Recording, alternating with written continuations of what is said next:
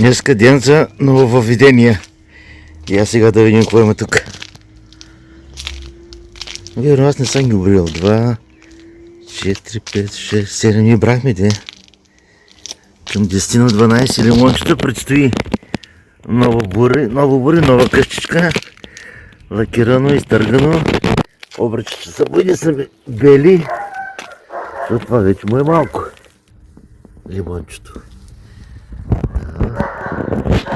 Само че още не знам дали ни е рано да го изваждаме.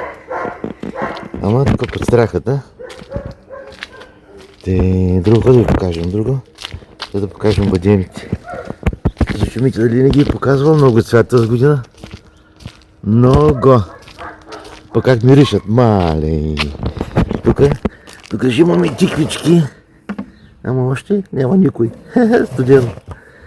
Да, много цвят бе. Много цвят бадем. Да. Супер. Другото сега няма да ви показваме. Още е студено. Ще имаме кайсийки, ще имам праскови малко. Тая не си спомням, що розов цвят.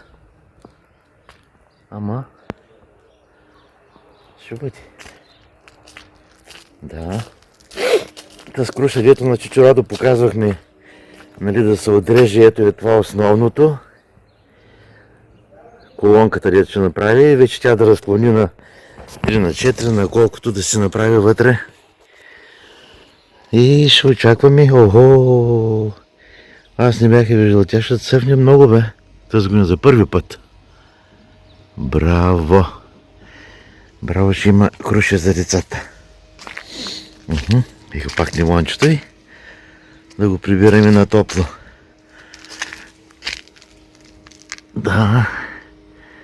Едри са и какви са хубави. Сочни.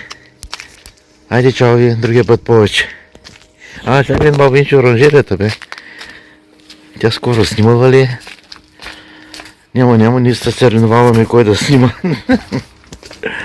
Чакай се да видим кой има така вътре. Да видим колко е станало домачето голямо. Я да видим. Шко става тук? Да.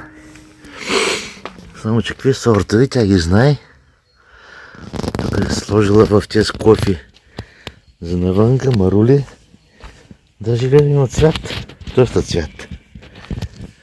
Сигурно то се ранен сорт някакъв. Пчелички даже.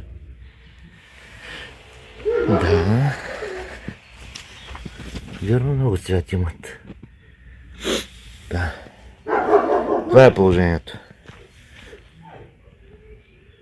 С зеленчукопроизводството.